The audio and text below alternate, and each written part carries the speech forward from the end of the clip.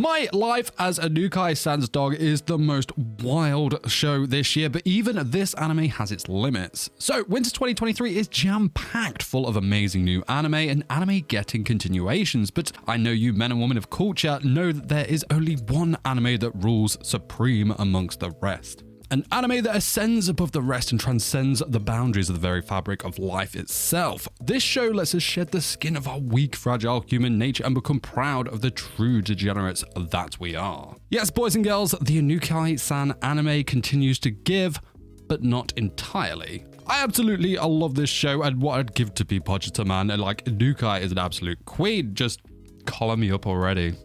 Woof. I gotta say, episode 1 gave us just a small taste of what we are in for, and boys, does it get spicy. I know this because I have read the sacred texts that are the Inukai-San manga, and I've gotta say, damn, like, I thought the anime was gonna go all out, but after watching the second episode of this god tier anime, I saw that even the anime had things that they didn't want to show from the manga. Don't get me wrong, the antics on show in episode 2 followed suit of episode 1, and good God, was it beautiful to see. However, there was some things that they didn't show that I thought, how could you not put this in the show? Which makes me think, man, this show has completely ruined me. I did ask myself, you know, the episodes are only 12 minutes long, so they can only fit in certain parts, but perhaps the show did find its red zone, you know, the line that could not be crossed. So let's look at that again for research purposes.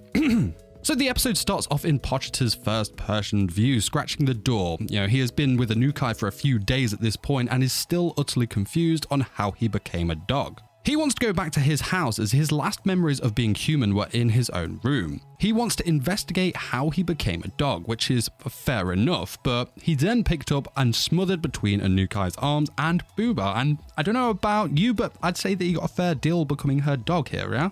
So Inukai wants to take Pochita out for a walk and presents him with a collar before we get the classic Booba and Pantsu shot. The episode surely starting strong, and then it does the killer thing that Inukai-San does and swaps to the cute AF version of Inukai smiling, and my damned heart, man. My damned heart.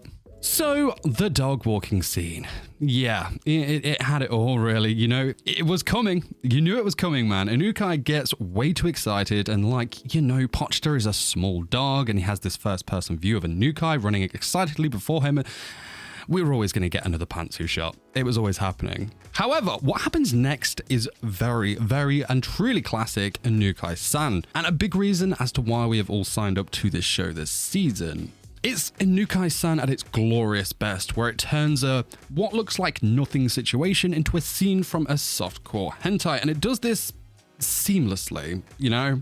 And yeah, it's the baseball scene, boys and girls. Hell yeah. So as they are walking / running, a rogue baseball comes out of nowhere and is hurtling straight towards them. Now, gotta say, I really appreciated the Matrix-esque movements from Inukai to dodge the ball coming at her. Like, she didn't even make eye contact with that thing and just used her sixth sense to get out of the way.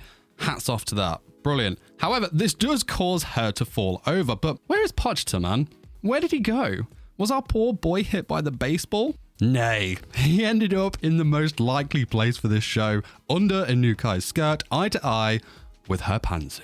Of course, Pochita has no clue as to where he is, but very quickly realizes that his nose is stuck in her underwear. Naturally, he panics and tries to free himself, but in doing so, he gets Inukai a little worked up.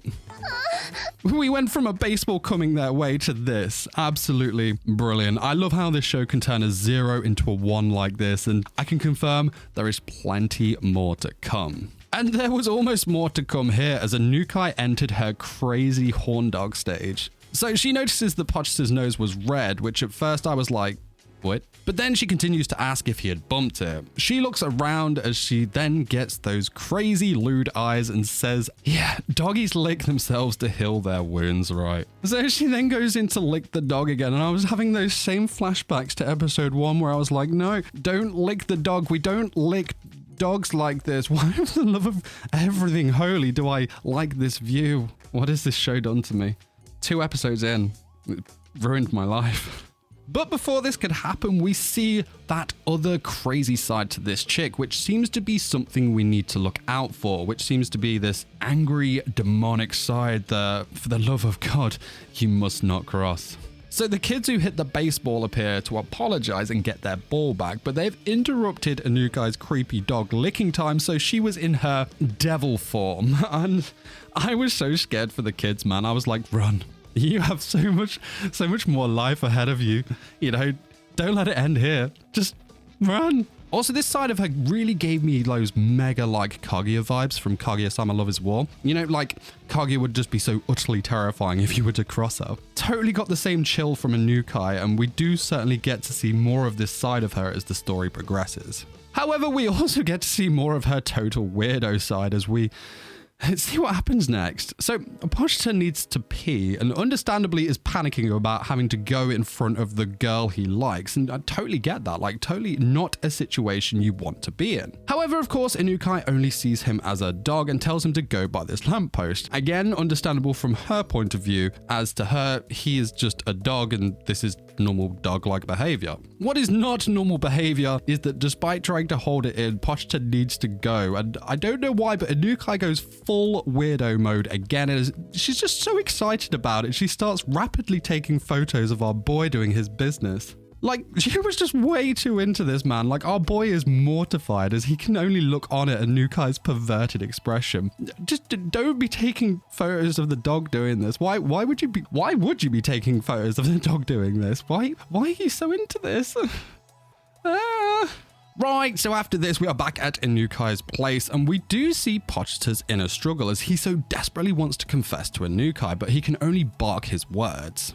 It really hits you a bit there, as this show does have that humane side where it deals with the inner struggles of confessing. But the two are interrupted as we are introduced to another character called Nekotani, a friend of Inukai's and, actually the next door neighbor of Pochita's when he was still human. But before we get into Nekotani, we need to talk about something that was missing from the anime. A scene that again shows the perverse nature of our girl Inukai, and one that I'm surprised didn't make it into the anime. Was this moment too lewd for even this show?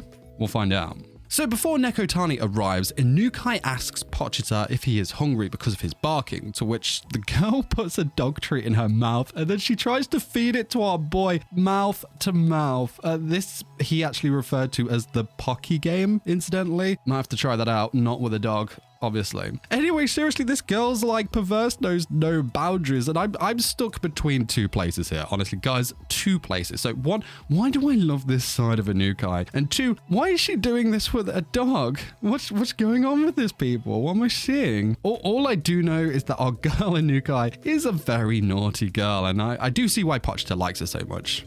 I know there's probably going to be more like heartfelt moments, but from what we've seen, I know why. Yeah. So, Nekotani then. She's a blonde bombshell that is certainly a great addition to the show and one that I'm very, very excited to see fall into this show's antics. She also has that like skin snaggletooth thing going on. I do love me a snaggletooth, people, will not lie. So she's kind of thrown into these antics almost straight away with the backwards booba hug on Inukai, which had my seal of approval as a good start. The two begin to study and Inukai is called out of the room by her smoking hot mother, to which Pochita sees an opportunity to make Nekotani like him so that she will take him home so that he can escape and see his parents. Good plan. As he tries to suck up to her, the episode ends there. However, you manga fans will know that the chapter does continue in the same suit of what we have seen of the show.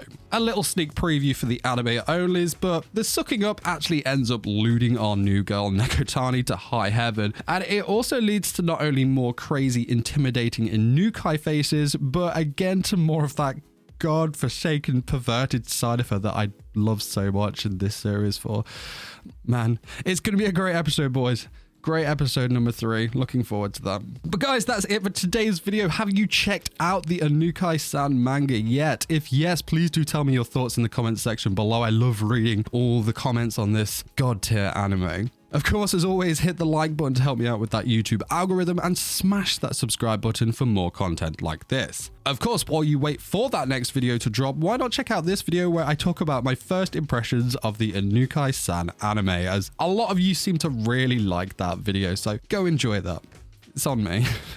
But I'll see you very soon for some more anime content. Take care of yourselves till then. Peace, peace!